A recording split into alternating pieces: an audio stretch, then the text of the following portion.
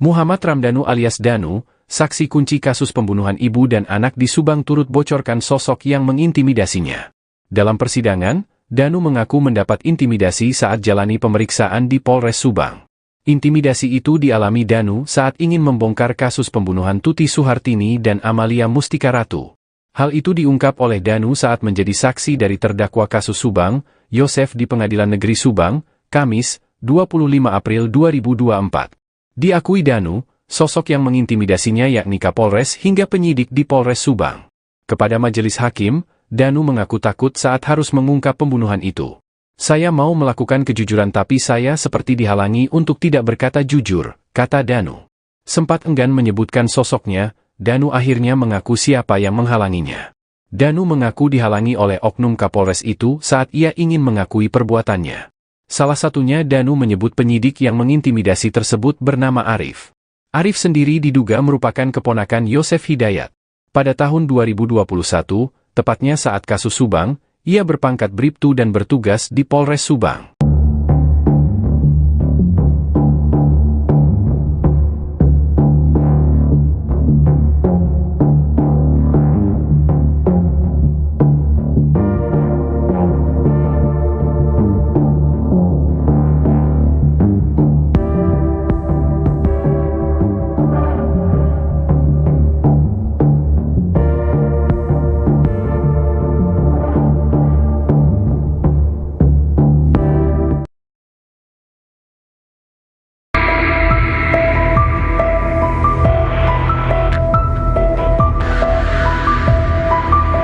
Muhammad Ramdhanu bersaksi di persidangan kasus Subang yang menewaskan Tuti Suhartini dan Amalia Mustika Ratu di Pengadilan Negeri Subang. Kamis, 25 April 2024, dalam persidangan tersebut, mengungkap adanya intimidasi dari oknum penyidik Polres Subang agar kasus ini tidak diungkap oleh dirinya, sehingga 2 tahun kasus ini tak terungkap. Dia bercerita, sempat dibawa berkeliling beberapa kali oleh oknum penyidik, dengan tujuan mengintimidasi dirinya agar tidak bicara jujur. Danu juga mengaku dipaksa untuk mencabut berita acara pemeriksaan ketiga dan membuat pernyataan apa yang disampaikan dalam BAP ketiga itu semua bohong. Akhirnya saya terpaksa mencabut BAP 3 dan membuat pernyataan bahwa apa yang disampaikan oleh saya itu bohong.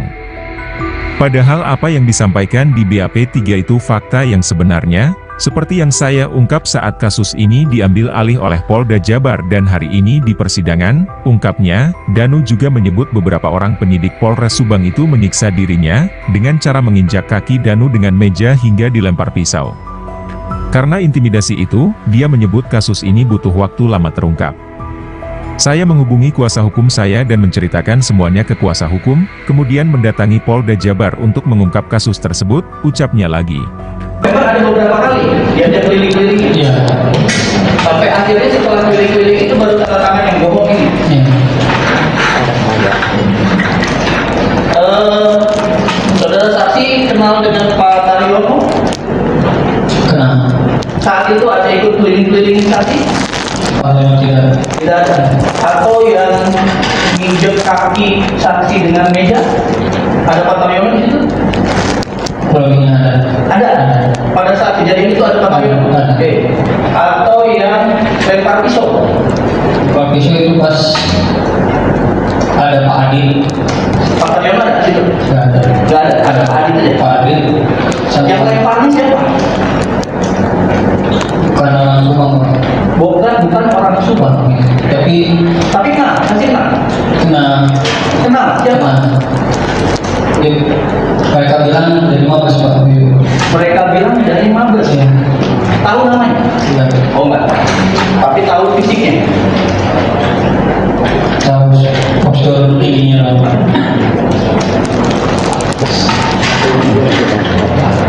Oke, itu adiknya yang tadi, itu yang pakai kacamata atau yang bukan? Ada dua-duanya juga ada ikut. Oh, dua-duanya ikut sebenarnya. Oke. Nah, saudara saksi, kan? Saudara saksi tahu di hubungan keluarganya terdakwa ini ada juga anggota kepolisian? Tahu. Siapa? Arif. Pada saat proses keliling-keliling dan tanda tangan BAP bohong ini, apakah ada Arif di situ? Ada. Tapi saya ada, tapi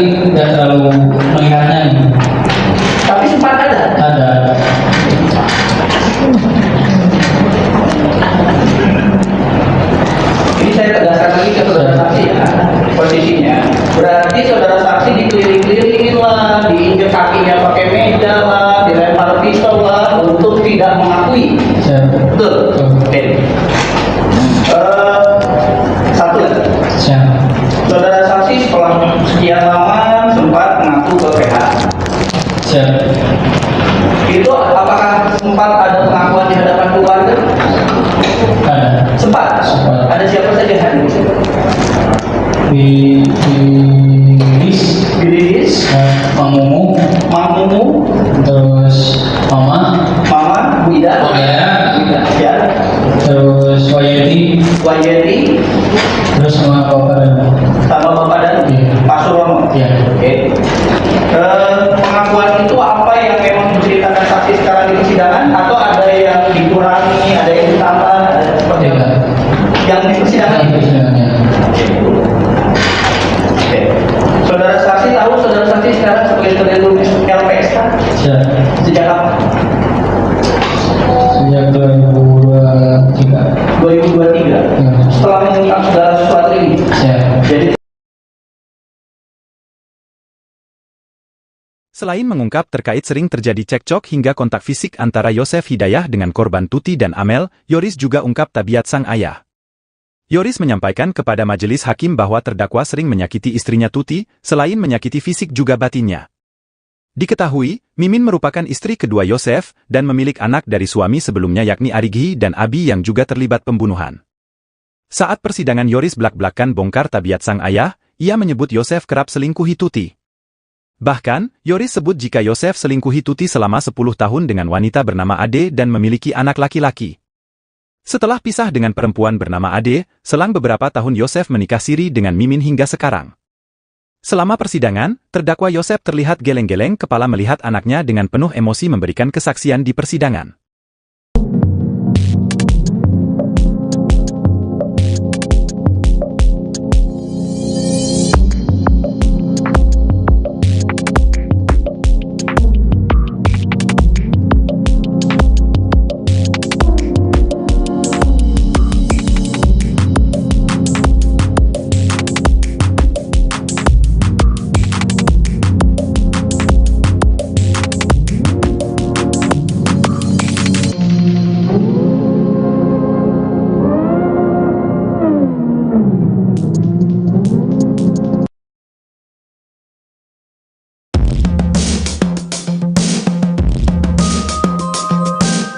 Sidang ke-6 kasus pembunuhan ibu dan anak yang menewaskan Tuti Suhartini dan Amalia Mustika Ratu, selain menghadirkan tersangka Muhammad Ramdhanu atau Danu sebagai saksi,